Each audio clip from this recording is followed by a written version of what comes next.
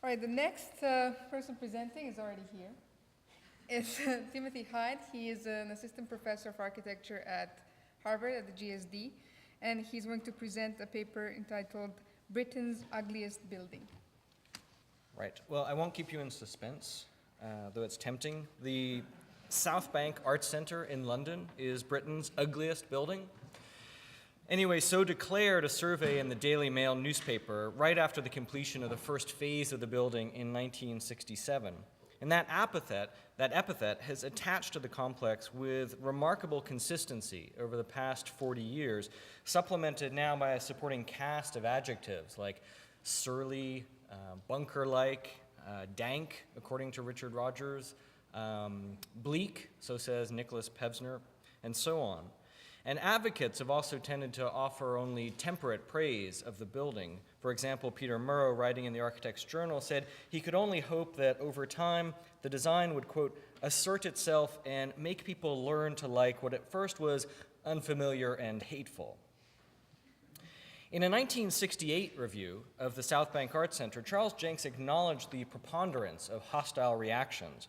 One man's meat is another man's poison, he said. But Jenks countered these reactions with a challenge. Quote, all this criticism which has occurred, while understandable, is slightly beside the point. The building was probably intended to be conventionally ugly. So while critics may have reacted in the right way, they have drawn the wrong conclusions. It is rather as if the critic reacted correctly to a gargoyle, a grotesque, or a Francis Bacon, only to reject them as unbeautiful. In this talk, I want to take up Jenks's challenge. So what might be the correct conclusions to be drawn from the ugliness of this architecture? What conclusions might be drawn from ugliness more generally, as an aesthetic, experiential, or a theoretical condition in architecture? I want to tell a story about the Hayward in order to suggest that perhaps ugliness is a matter of opinion, but of a very particular kind, a kind of nagging uncertainty that actually hinders rather than assists resolutions of judgment.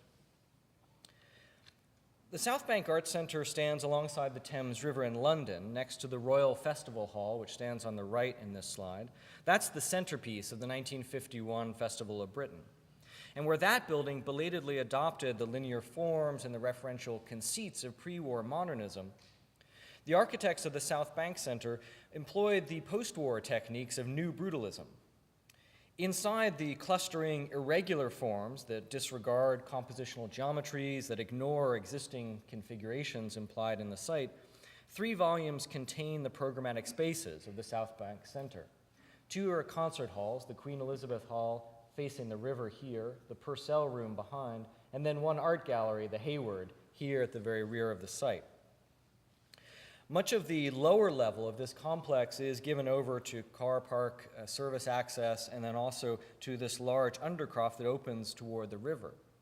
And then above this level, a deck loosely wraps around the full exterior of the buildings. So a pedestrian who descends down onto this deck from Waterloo Bridge here, say, or who climbs up to the deck from below over here, then is able to circumnavigate along a rambling route, up and down stairs, along a series of widening and expanding pathways around the full perimeter of the buildings. Along this path, all of the surfaces, the deck, the walks, the walls, the railings, the steps, all have the unvarying grayness of a material palette limited to precast aggregate panels and exposed cast concrete.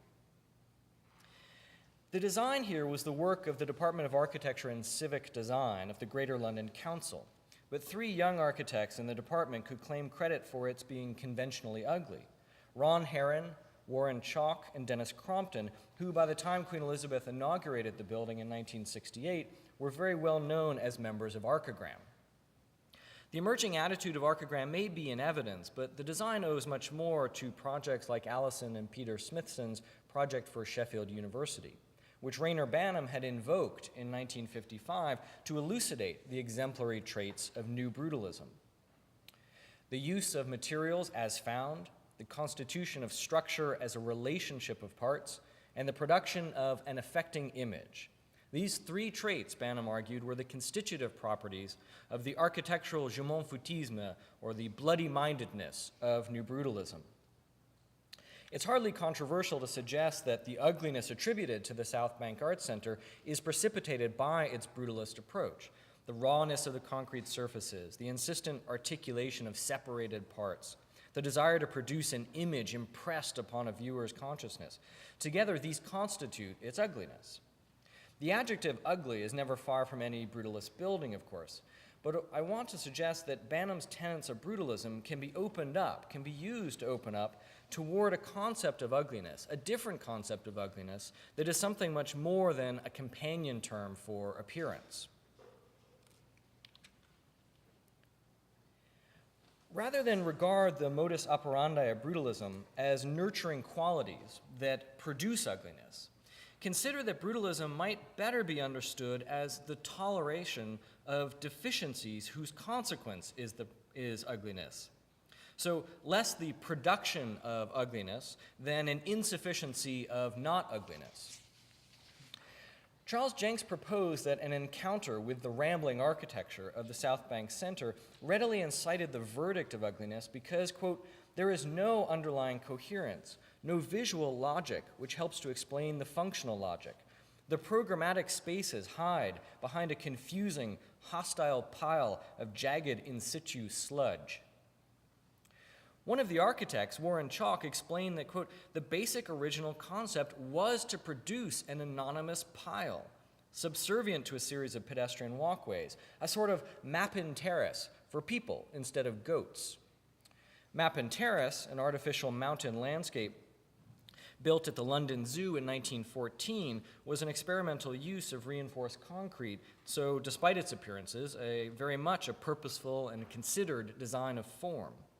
Mappin Terrace, though, has since served as a habitat for a wide variety of different animals, emus at present, which suggests that its shape, while purposeful, is not at all precise. And like Mappin Terrace, the pile at South Bank was fashioned for use and for occupation without the aim of a precise compositional whole or a precise form. Individual parts do have highly specific criteria. For example, the concert halls have their acoustical imperatives with ramifications for the selection of finishes and for the regulation of airflow through their ductwork. But outside, on the decks, people are free to circulate, free to enter or bypass the venues, and their movements are accommodated with figural contours rather than precise formal determinations. The asymmetries, the sectional shifts, the ubiquitous expansions and contractions tolerate so much variation that any prospective continuities of configuration here dissolve. The massing of the complex, decomposed into these two heaps, front and back, similarly refuses to reveal causations or hierarchies or relevancies. The parts here fend for themselves or simply compete with one another, not only the three programmatic centers, but also their smaller components. No a priori logic generates the differentiated form here, and nor does a totalizing frame harness them a posteriori. The visible but indeterminate form results from the accumulation of incremental decisions, each of which alters the configuration to which it has been added, but without tending towards any precisely fixed or determinate end. The architecture here is, in fact, a pile. Suspended in a process of formation, of constant increase or decrease, a pile is always an insufficiency of form, an instance of en forme. In the pile alongside the Thames, no fixed relation to site, no hierarchy of movement, no interdependency of structure, and no internal geometric order has determined a fixed arrangement of parts. This indeterminacy, like the mountainous shape of Mappin Terrace, enables possibilities without prescribing or proscribing further eventualities. This unformedness in the pile also instigates the state of ugliness, which, unlike Albertian concinitas, permits excisions and additions to be imagined without guilt. Other architects have not hesitated in imagining alterations to the South Bank Arts Center. In 1979, Architectural Review published a proposal to fill in the voids and the overhangs of the complex with the glazed enclosures you see here in blue, in effect smoothing out the irregular contours of the building, of the original buildings. In 1994, a competition solicited larger-scale interventions that would redress the deficiencies of the brutalist buildings without disturbing the presumptively complete form of the adjacent Royal Festival Hall. 2 finalists proposed the same strategy, a roof to be built over the South Bank Center. For Michael Hopkins, the roof should be one of his trademark tents, 8 pylons stretching a bowed fabric roof across the Queen Elizabeth Hall and the Hayward Gallery. The new profile here would give the Royal Festival Hall a very crude double, with the original shape of the arts complex now disguised beneath the more uniform shell that mimics the adjacent form of the Royal Festival Hall. The other finalist, Richard Rogers, also sought to reconcile the arts complex with the festival hall by revealing the latter and concealing the former. So he proposed to spread this enormous glazed roof across the site, a glass wave that rises up from the base of the festival hall and sweeps over the Hayward Gallery and the Queen Elizabeth Hall, submerging them inside what was immediately dubbed a new Crystal Palace. The remedial ambition of the design is evidenced by the smooth, sweeping roof enshrouding the disorderly pieces of the original complex. The wave answers the ugliness of the original architecture, answers to what I'm calling its lack of form, with an excessive form that contains the existing elements as exhibits now contained within a glass vitrine.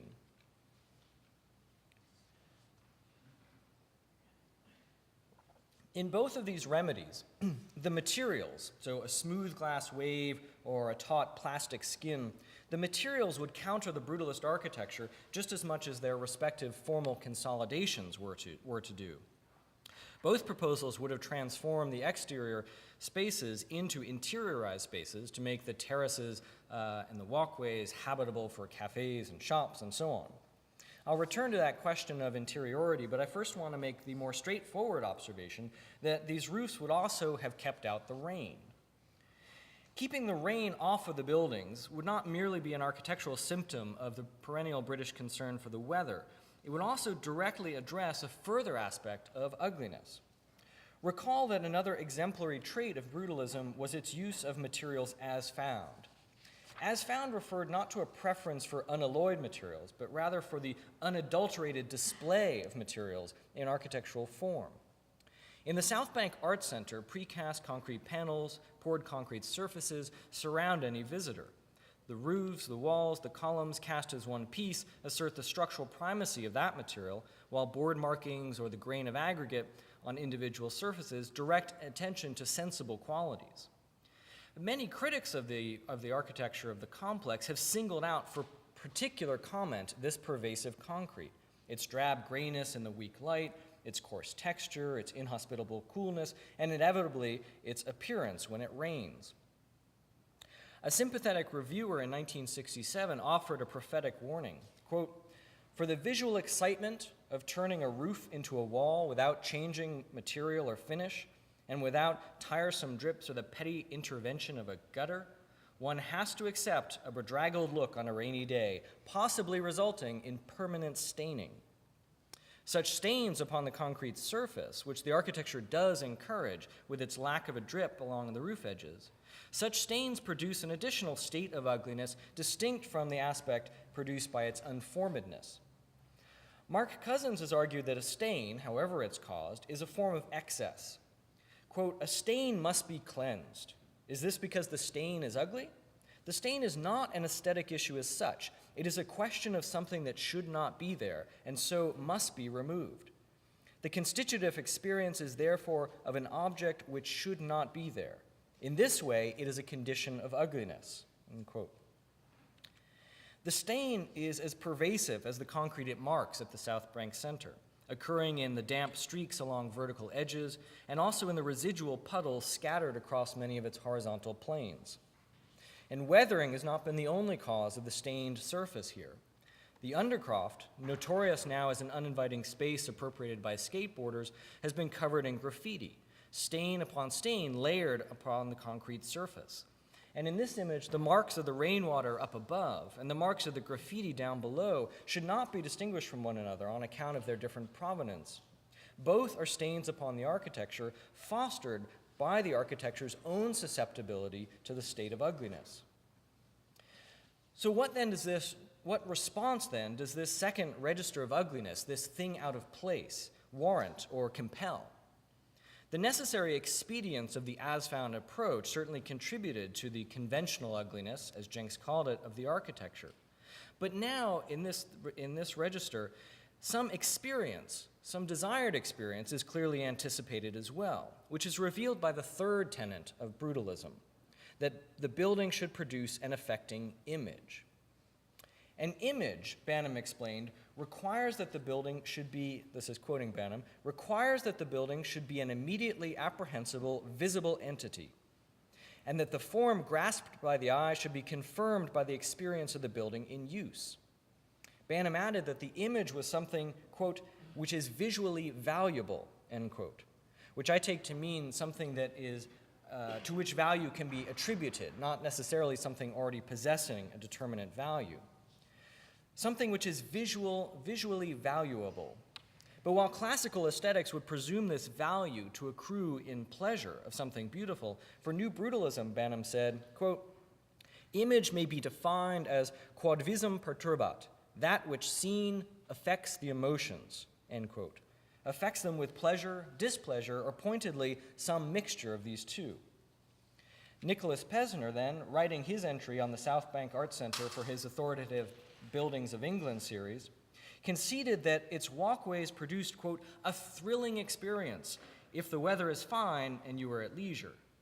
But, he asked, what if it rains? What if you are late? What if you find steps a strain? End quote. Then, the nearest comparison to the walkway's, quote, bleak effect would be Piranesi's Carcieri. Pesner's critique reveals that the first two states of ugliness at the South Bank Art Center, its irresolution of form and the appearance of the stain, join with a third aspect of ugliness, the discomfiting sense of an unempathetic architecture. The encounter between person and architecture here is all roughness. The coarse concrete surfaces that are both tactile and injurious, also the rambling terraces that solicit chance encounters but foil planned itineraries.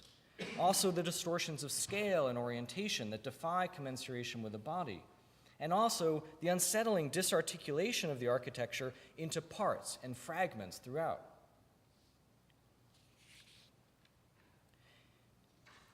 Here then is a third register of ugliness, not ugliness within the architecture, but ugliness as the relationship between the architecture and a person who encounters it.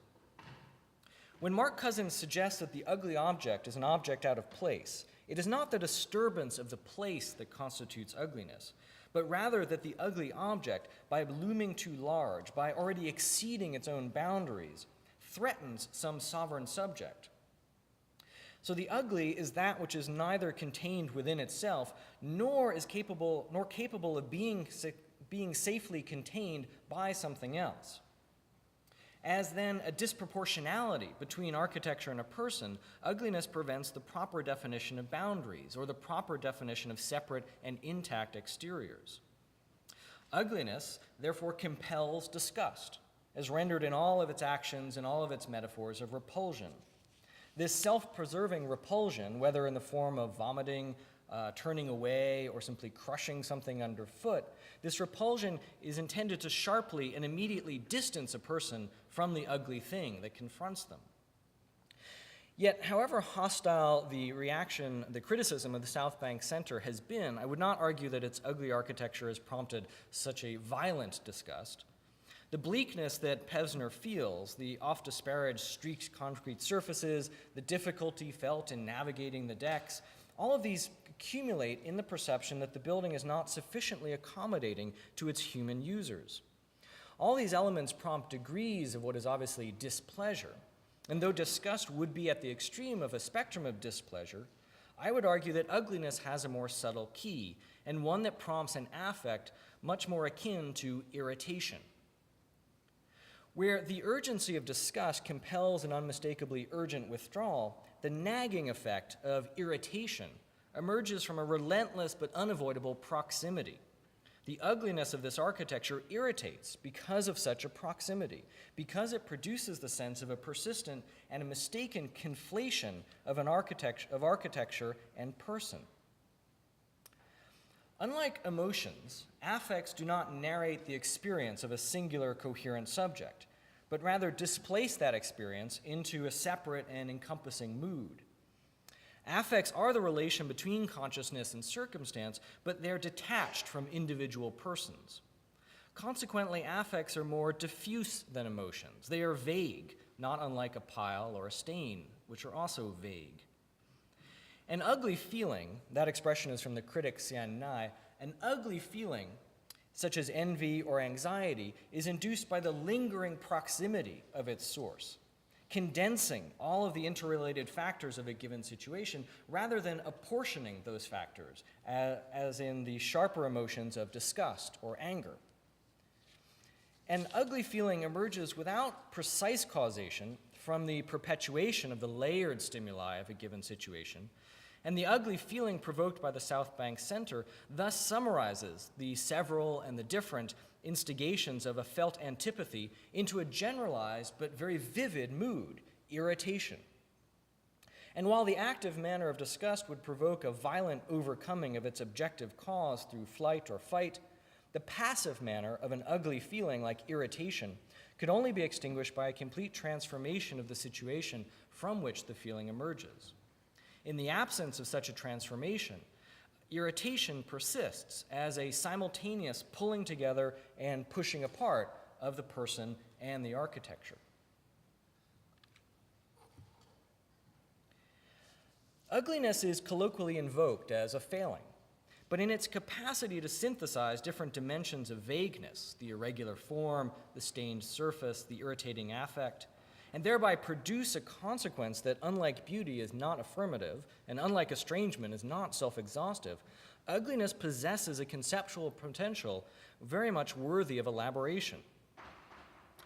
Last summer, the Hayward Gallery celebrated its 40th anniversary with Psycho Buildings, an exhibition about the peculiar relationship between people and architecture. Psycho Buildings aim to examine the relation between buildings and embodied minds, and to test emotional and intellectual engagement with physical structures. Familiar questions for architecture, but ones very aptly posed at the Hayward because of the poignancy of any encounter with the architecture of the South Bank Center, let alone one now deliberately sown with architectural traps. The artists in the Psycho Buildings exhibition were each asked to contribute one postcard image of a transformation of the Hayward Gallery. Those are the images that I've been showing here as title slides. The artists were also asked to design and to produce an installation that would be located within or around some part of the Hayward Gallery. Most of these installations offered very overt reflections on interiority as a trope of psychological space or memory. And some of these did broach, though obliquely, the issue of ugliness. For example, Ernesto Neto's stretched fabric room there on the left, punctured by large and small involutions, certainly flirts with the current formalism of the grotesque.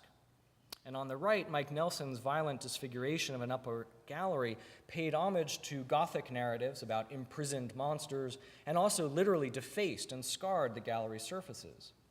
So ugliness did enter into these installations, but without inducing the compound sense of ugliness that I'm proposing is the real potency of the surrounding architecture.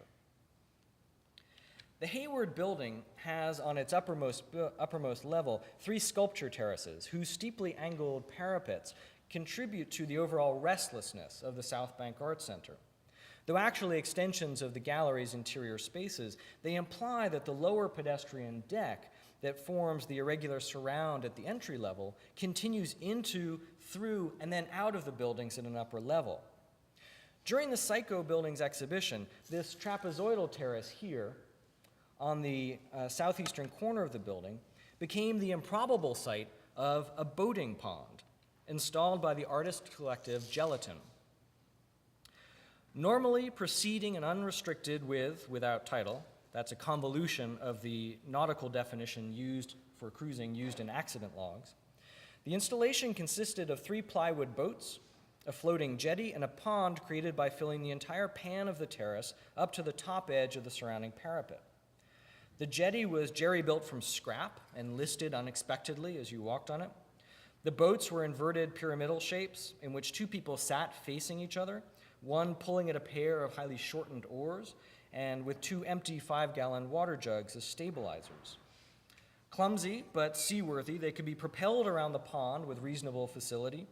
The depth of the pond wasn't much more than a meter, but the black lining of the terrace and the reflections on the surface made it impossible to judge, and with the water up to the parapet edge, an exaggeration of dimension gave a sensation of a much more serious nautical endeavor, and one being conducted 15 meters above the ground.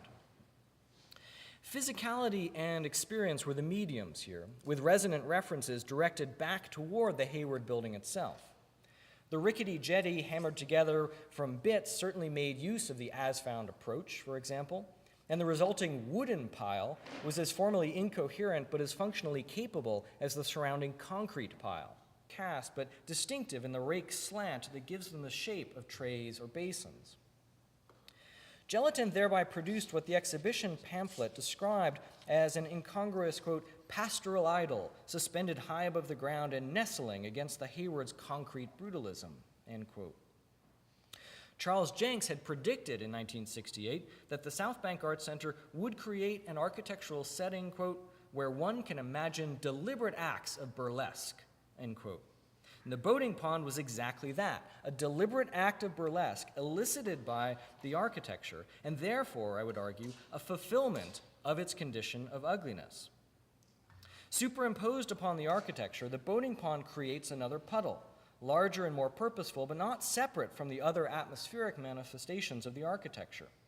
The surface of the water both contradicts and echoes the board-formed concrete of the parapet. The smoothness it creates, which, by the way, realizes Banham's hope that brutalism might overturn the customary subordination of topology in architectural thought, that smoothness differs from the smoothness of those enveloping roofs that had once been proposed. So not a wave now, but a puddle embedded within the ugliness of the architecture rather than overcoming that ugliness. At the outer edge of the terrace, the seeping stain of water that you now see now results from the overflow of the pool, so that the stain, that which still does not belong, nevertheless is able to claim an equal priority to the surface through the performance of ugliness. The boating pond, I would conclude, reveals that incongruity is exactly the positive experience that ugliness enables, and is demonstrated as well with Gelatin's own contribution to the Hayward Gallery postcard series. Incongruity, a state of misalignment or inappositeness, shares the characteristic lack of correspondence between two respective domains, the building and the person, that I identified as a first quality of ugliness. As a condition of friction that does not ever rise to the state of conflict, incongruity also resembles the passive affect of an irritation that does not rise to disgust. Incongruity produces a curious state of equivalence, insofar as neither source of the incongruity may have a greater claim to rectitude than the other. Perhaps the terrace was a boating pond after all. This plausible coexistence establishes the potent subtlety of incongruity, and by extension establishes the promise of ugliness itself. While a critical perspective will always capably highlight difference or contradiction, to do so it necessarily establishes the inequity of its two terms, the object and the critique. One of the two is registered as wrong or incorrect against the other. Incongruity, as I posit it here, results when both sources appear correct, and with some measure of formal and mutual dependence. When both legitimately occupy the same space and time and are therefore naturalized within their given situation, or even, as was in the case of the boating pond, delightfully obvious while at the same time seemingly impossible. As it enables the experience of incongruity, the ugliness of the South Bank Art Center at once suspends and admits narration, suspends it by diffusing emotion, which would narrate the experience of a subject, into affect, which does not, but also admits it through the fragmentary circumstance of the boating pond, which is an event fashioned in pieces, like a story becoming a plot. Narrative enters here long enough that experience, judgment, and opinion occur, but it enters in pieces and without a clarifying referent, so that affect persists. Ugliness is precisely what choreographs this process of admission and suspension. Incongruity produced adjacent to the formal wholeness of beauty slides immediately, inevitably, toward parody or some other critical mode. But ugliness, with its absence of wholeness and completion, with its ability to foster incongruities, has a generosity that beauty lacks. I'm happy to confirm, therefore, that the South Bank Art Center is, in fact, Britain's ugliest building. Thank you.